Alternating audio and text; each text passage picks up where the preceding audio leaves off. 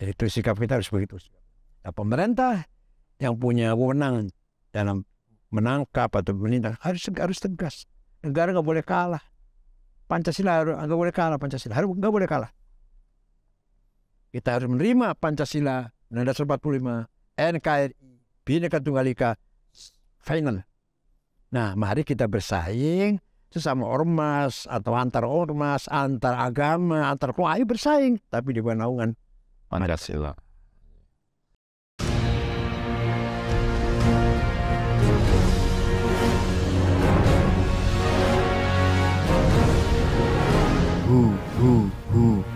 Allah. Ada lagi madhab. Madhab bukan pelaku teror, bukan, tapi madhab ideologi. Madhab lah aliran. Madhab Wahabi. Wahabi itu diteruskan oleh Muhammad bin Abdul Wahab At-Tamimi tadi. Melawan khilafah Turki. Yang menganggap tahlilan itu bid'ah, maulid Nabi bid'ah, ziarah kubur bid'ah. Semua yang tidak dilakukan Nabi Muhammad bid'ah. Nggak boleh semuanya. Tidak dilakukan Nabi Muhammad. Ya, dengan serampangan gitulah. Padahal maulid Nabi zaman Nabi ada. Ziarah kubur Nabi ini ziarah kubur. Padahal kalau saya debat sih. Iya, Nah, itulah. betul. Hanya ini dengan halus. Dalam rangka ingin membersihkan Islam dari bid'ah. Puritan. Jadi gerakan purity lah. Gerakan Puritanisme. Dan Puritanisme. Itu dari Saudi. Menyebarkan kader-kadernya ke negara-negara seluruh dunia. Amerika, Pakistan, Bangladesh, Indonesia, Asia Tengah. Sehingga muncul gerakan-gerakan yang radikal dalam pendapat. Sebenarnya bukan terorisme kan. Radikal dalam berpendapat. Ayo jangan maulid Nabi. Ayo jangan. Itulah kira-kira. Satu lagi sama dengan Wahabi. Tapi namanya Salafi. Itu datang dari Yaman. Dari Syekh Muqbil. Namanya Syekh Muqbil. Kota Damaj. Sama dengan Wahabi. Hanya kalau yang dari Yaman tidak berkiblat, pegangannya bukan Imam Muhammad bin Abdul Wahab, tapi kepada Imam Ibnu Taimiyah. Nah, itu disebut Salafi. Jadi dua-duanya sama dalam rangka puritisasi tadi. Itu semua yang mau kayak gini nih, yang teroris, yang bukan teroris, radikal, yang ahli yang bid'ah maulid Nabi, semua datang ke Indonesia. Nah ini ini ceritanya menarik bagaimana terorisme, radikalisme dan kekerasan yang mengatasnamakan Islam itu kok bisa masuk Indonesia, padahal dulu selama berabad-abad ya dakwah Islam, kehidupan Islam itu dilakukan dalam suasana yang damai. Nah ini tiba-tiba kok bisa masuk ke Indonesia, ini gimana Bu ya ceritanya ini? Terus terang saja sebenarnya Wahabi masuk dibawa oleh Imam Bonjol. Imam Bonjol dari Padang ya, waktu perang Badr ya. Waktu itu melawan Belanda. Jadi ideologi Wahabi sudah mulai masuk. Ketika itu juga ada gerakan DITI. Tapi DITI di Jawa Barat itu masih nasionalis Pak, masih Indonesia. Namanya Darul Islam Indonesia. Ya pakai nama Indonesia. Saya ingin negara Islam, ingin menjadi negara Islam. Maka bentrok dengan Soekarno pada teman Kartosuryo itu. Betul. Jadi radikalisme sudah ada sejak merdeka lah. Nah ketambahan Afghanistan ini tadi ada yang Samudra, Amrozi, Ali Ghufron, Ali Imron, para alumni di sana biasa ngerakit bom, biasa ngebom, pulang Pak Habibie amnesti umum lah, silakan yang lari dari kita ke luar negeri karena politik pulang, yang di dalam penjara keluarkan. Hukum bukan untuk orang yang beda politik. Hukum untuk kriminal penjahat. Kalau itu Habib itu. Maka semua dikeluarkan petahan politik. Dan Abu Bakar Bashir, Amrozi, Ali Ghufron, Imam Samudra, Ali Imron, Mukhlas pulang dari Afghanistan.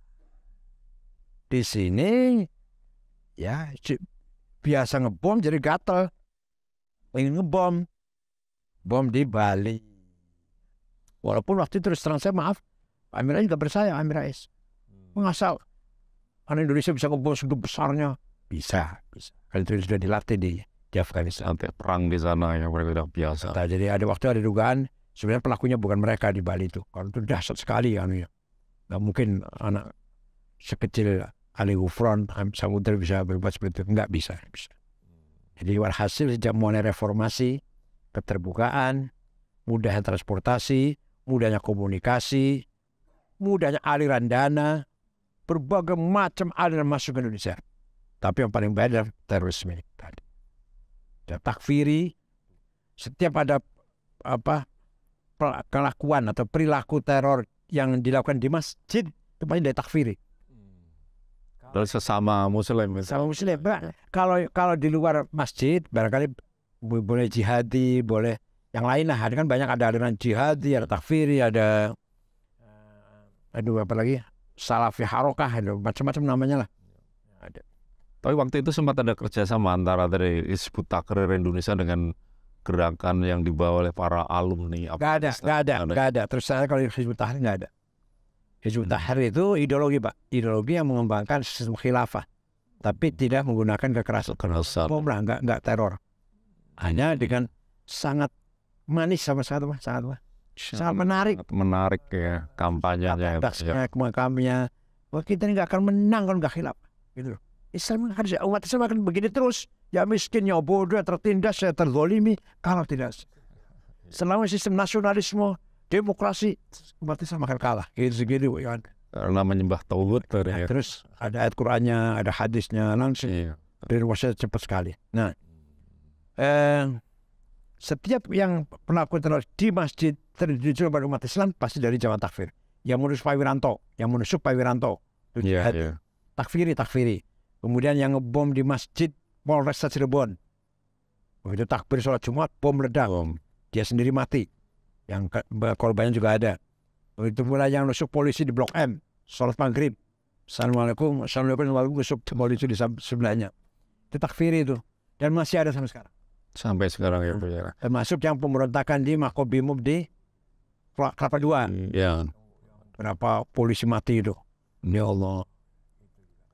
Nah ini begini Buya, bagaimana seharusnya pemerintah itu menyikapi hal ini, demikian juga masyarakat ataupun ormas Islam agar terorisme, radikalisme dan kekerasan yang mengatasnamakan Islam ini betul-betul bisa saya menyampaikan prinsip dulu ya.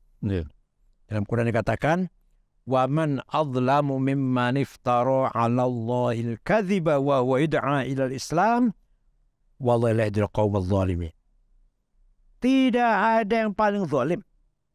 Yang saya kalau mau bahasa kasar, tidak ada yang paling kurang ajar.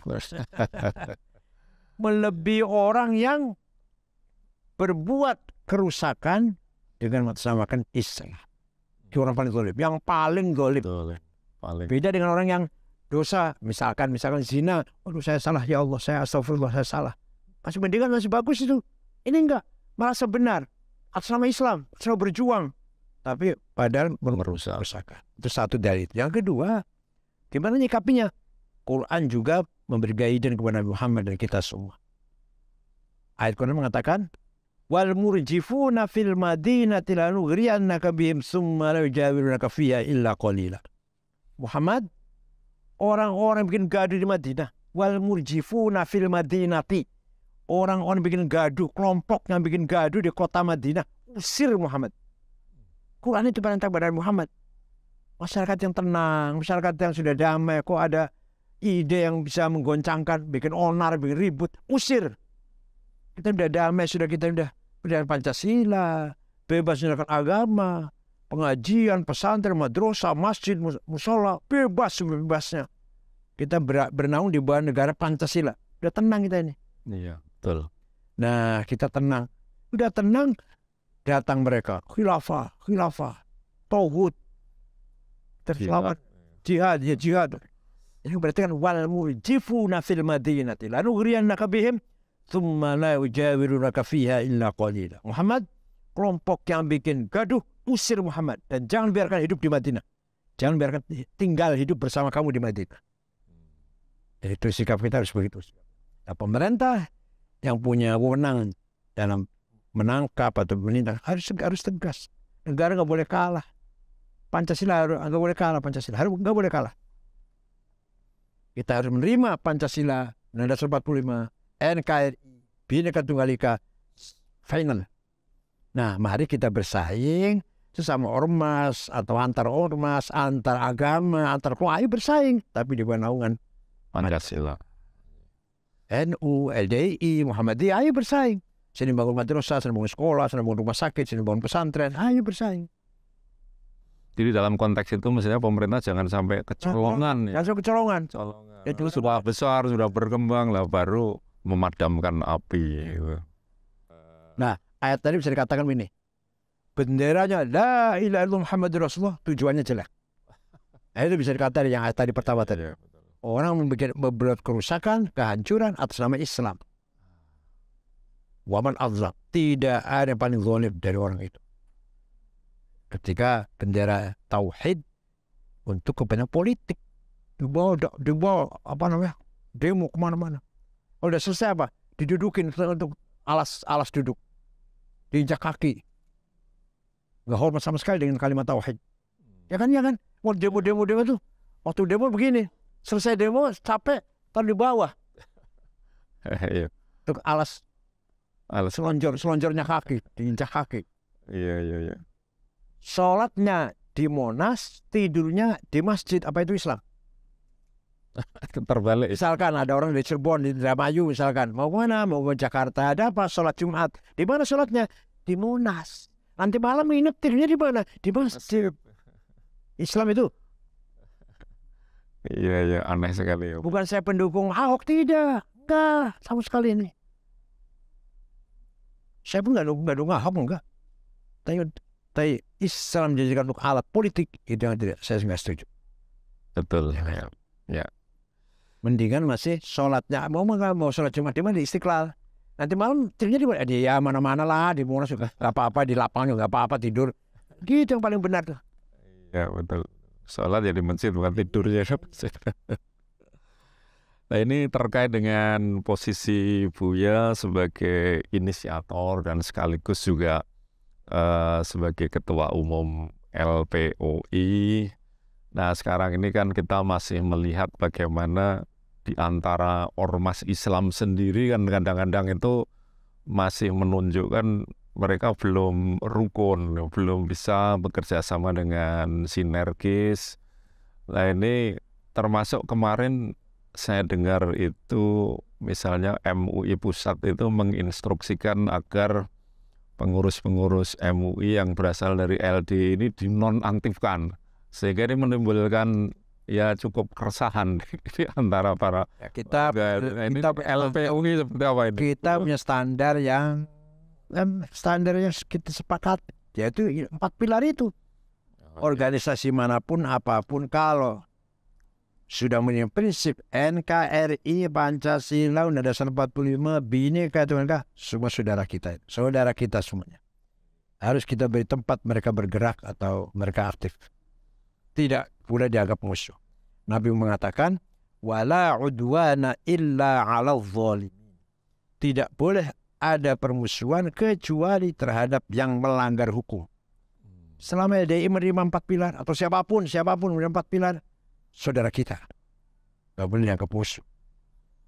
Ya, jadi ini saya kira peran yang luar biasa dari LPUI untuk bisa menghimpun ormas-ormas Islam, bisa bekerja sama dengan baik, bersinergi. Kan ikut campur MUI itu urusan. Oh, ya Bu ya. Untuk saya begitu, untuk saya selama masih 4 pilar, ya saudara kita sama kan. Apa ya kalau cari perbedaan kecil-kecil sih di dalam NU aja, di dalam NU sendiri Pak masih macam-macam. Ya, mengharamkan sound system masih haram. Oh, ada kiai itu masih. Itu pakai belangon haram juga deh. Ada yang pakai dasi haram. Ayah saya almarhum pakai dasi itu haram. Sholat pakai celana nggak pakai kopiah itu haram. Nggak pakai kopiah, celana, sudah paling anti ayah saya. Ya, kayak itu karena fanatisme ya. Fanatisme aja. Itu dalam organisasi NU sama-sama NU-nya. Oh. Tapi kita ambil standar kesepakatan bangsa lah. Setiap kelompok yang terima Pancasila, Dasar 45, NKRI, Bhinneka Tunggal Ika, ya berarti sudah kita punya komitmen kebersamaan. Iya betul, saya setuju sekali Bu ya. Tidak boleh ada permusuhan di antara kita, kecuali kepada yang melanggar hukum. Ya, yang melanggar hukum ini adalah tugas dan wewenang dari pemerintah, dan ini kan para penegak hukum untuk bisa mendeteksi sendiri mungkin satu organisasi yang sekiranya itu menunjukkan hal-hal yang aneh bertentangan dengan Pancasila, ya perlu pencegahan preventif, ya saya kira seperti itu. Kemudian nuwun sewu Buya, jadi sekarang ini kan kita generasi milenial ya itu sedang memasuki era digital ya, di mana yang kita butuhkan di masa depan itu bukan hanya sosok ulama ansih ya, tetapi sosok ulama yang juga menjadi tokoh kemanusiaan ya, seperti Buya ini. Jadi tidak hanya memikirkan Islam ya, tetapi juga memikirkan masyarakat secara umum. Nah, ini bagaimana kira-kira peran LPUI di masa depan ini dalam rangka untuk mencetak para ulama yang sekaligus juga seorang yang humanis gitu, yang memikirkan kemanusiaan secara umum di era globalisasi ini. Ya, LPUI merupakan wadah silaturahim antara ormas Islam. Itu pun belum semua ya. Muhammadiyah nggak ada, itu Muhammadiyah. DDI juga tidak ada, Dewan Dakwah itu nggak ada. Ya, sebelum semua masuk LPUI, tapi kita mencobalah bagaimanapun silaturahim. Tatap muka dulu antara NU, PUI, Al-Irsyad, Wasliyah, Ittihad, Nahdlatul Wathon, Persis. Silaturahim dulu, tatap muka. Lama-lama insya Allah menjadi silatul fikr. Komunikasi cara pandang, komunikasi cara pandang berpikir ke masa datang seperti apa. Silatul fikr. Sudah silatul fikr, bisa tingkatkan silatul amal, hubungan kerjasama, teamworking, untuk maju bersama, ikhtiar bersama. Puncaknya adalah silatul ruh, kita bagaimana membangun kekuatan spiritual bersama. Jadi terima kasih sekali Buya, ini kita sudah mendapatkan kesempatan yang luar biasa di acara Kopi Pagi Indonesia.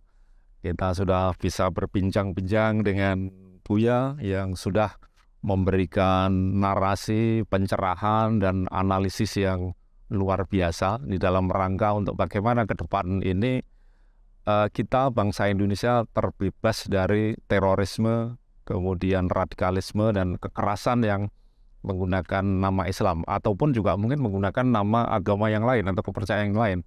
Nah, ini saya kira ke depan harus betul-betul dibuang jauh karena kita sudah memasuki era digital, ya, era milenial, di mana masyarakat itu sudah sangat merindukan kesejahteraan di era global ini. Era yang mensyaratkan adanya kerjasama antara elemen di dalam masyarakat. Nah, oleh sebab itulah maka sekali lagi kami mengucapkan terima kasih, syukur, alhamdulillah, jazakallahu khairan kepada Buya yang sudah menyampaikan ilmunya yang insya Allah bermanfaat bagi kita sekalian, terutama para generasi muda di dalam menapaki era milenial ini. Baik, sobat penikmat Kopi Pagi Indonesia, saya Singgih Tri Sulestiono akan minta pamit undur diri. Terima kasih atas perhatiannya dan mohon maaf atas segala kekhilafan. Terima kasih sekali kepada Buya dan insya Allah kita bisa bertemu lagi di acara dengan agenda lagi. Assalamualaikum warahmatullahi wabarakatuh.